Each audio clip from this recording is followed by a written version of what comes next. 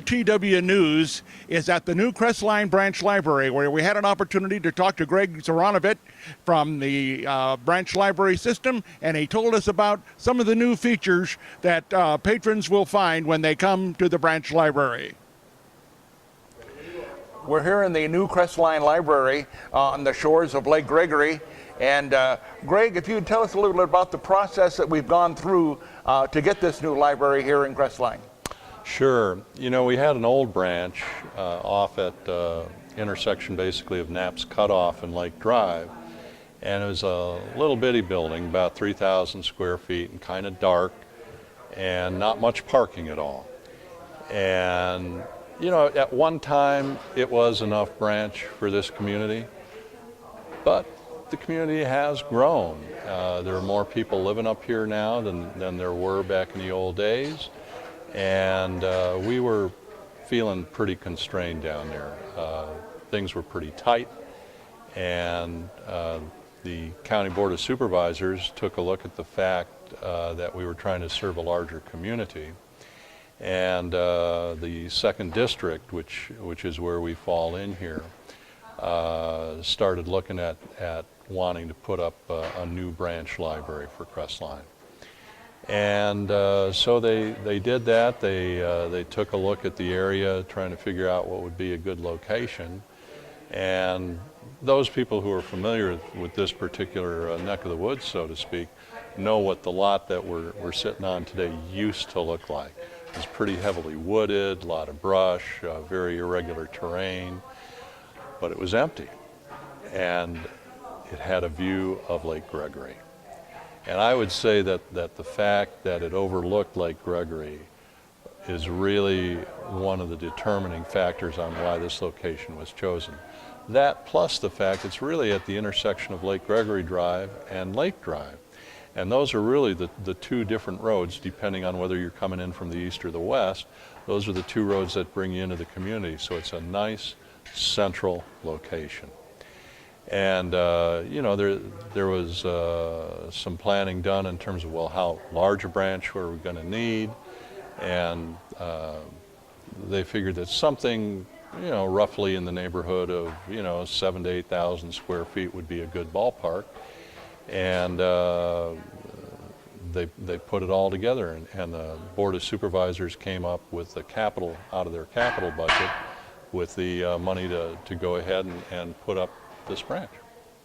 Now, one of the things that's different from this branch as opposed to the old branch, in addition to having new fixtures and this type of thing, is that there's a lot more books and a lot more activities and that type of thing with a community room and so on that the residents in this area can take advantage of.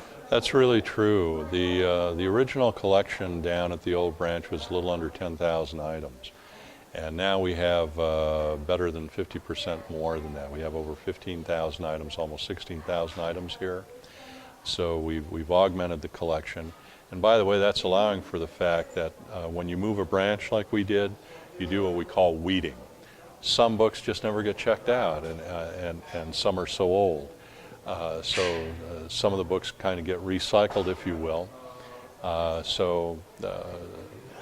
Something like 5,800 brand new items were purchased for our collection here. We now have new DVDs and all that kind of stuff. So it's a much nicer collection. And the community room that you were talking about can hold up to 150 people, standing room, for any kind of event or program that we might want to hold up here. And different groups within the community, of course, are free to contact the branch manager to see about reserving the room for a function of their own. You have a lot more computers, you have Wi-Fi, you have all these new Wi-Fi. Technology things, and that you didn't have room for in the old one. That's very true. In the old one, we had 7 computers the public could use. And here we have 20 regular computers. We have 2 catalog computers. We have a computer that's what we call a computer reservation station. And then in the children's area, we have 5 specialized what are called early learning stations. And these are just for the kids. They're not plugged into the internet at all. So there are, you know, no corrupting influences possible. And a lot of really fun, very colorful, visually oriented software to help them learn how to read, learn how to count, do all the things that early learners need. The keyboards have color keys on them. So it's a more fun thing to interact with. And most of the software is for kids ages 2 to 5, and a couple of the programs will go up to age 7. So that's a really nice feature. And Wi-Fi is throughout the branch, and you know we have a wonderful view of the lake from the full-length deck here. You can take your laptop out there and plug into Wi-Fi and enjoy the lake view while you're surfing the internet or whatever you want to do. Maybe I'll move my office over here. Not a bad idea. Yeah. Sure. One of the things that I've noticed in this new branch is a lot of artwork that's designed to tell a story, not only in the children's area, but also in the regular artwork that is displayed throughout. Can you tell us a little about that? I'd be happy to. You know, our librarian, Ed Kitchkowski, originally came to us from Ohio. And while he was there, he got to know an art family. These are artists, craftsmen, sculptors, the Lepo family, L-E-P-O. And they had done some work for him when he was a librarian back there. So he brought that relationship with him when he moved west. And the Lepo brothers have done a very nice job with what we call our donor wall here. You have a beautiful hand-carved wooden sculpted wall using different woods with different finishes. And they were responsible for that. In the children's area, there's a dome or a cupola above the main children reading area. And that was hand-painted by the Lepos to kind of look like a cloudscape with a sun in the middle shining down.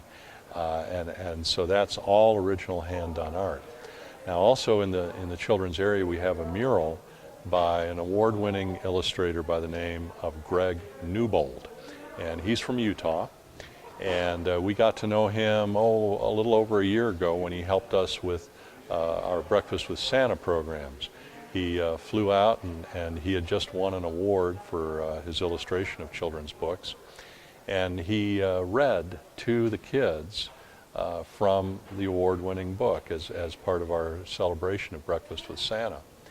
And because we got to know him, we were able to work out a very nice arrangement where he gave us permission at a substantially reduced rate to reproduce one of his illustrations. It's now an 8-foot by 9-foot colorful mural in the children's section. That's just beautiful.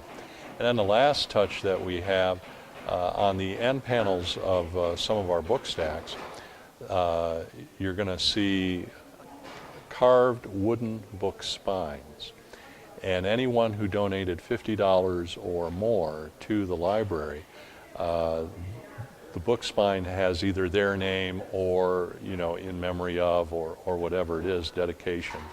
And in different sizes, different colors, different woods, and all of that has been incorporated in the library as well.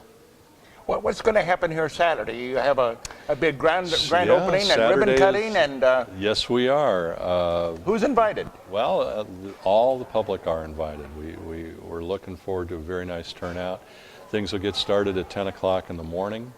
We will have a relatively brief program of speakers so that people don't get too overwhelmed by it all.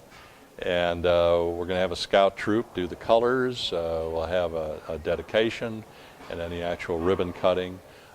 Supervisor Bian, of course, will be here to do the honors with the ceremonial scissors. And we will get started. The library is from Saturday on open to the public. And by the way, we're open more hours than we were in the old branch. The old branch was open about 42 hours a week. New branch will be open 46 hours. Also, the hours are a little bit more regularized. So we're open 6 days a week, closed on Sunday. One of the things that parking is going to be at a premium. What do you suggest people do to be accommodated so that they don't have to walk long distances to come to the opening? In all honesty, all I can do is wish them luck, other than the fact, of course, right across the street at Lake Gregory, the county has given us permission to park over there, and we're going to run a shuttle from the Lake Gregory public parking lots right on up to the branch. So people, the branch lot itself will be fine for an ordinary daily usage. But for a big event like this, is definitely not enough parking. And we would like people to please not park at the Goodson's Market, because Saturday is their busy day there too. So if people would just park in the public parking at Lake Gregory, and a shuttle service will bring them right on up to the branch. Yeah, I'm sure the folks at Goodwin's would appreciate Yes. sending everybody across the street. There's plenty of parking over there. Yes. And the shuttle service will take them back and forth. Yes. And that way we can have a great grand opening on Saturday. That we're looking forward to it. Great. From the Crestline Branch Library, Michael P. Neufeld reporting for ROTW News.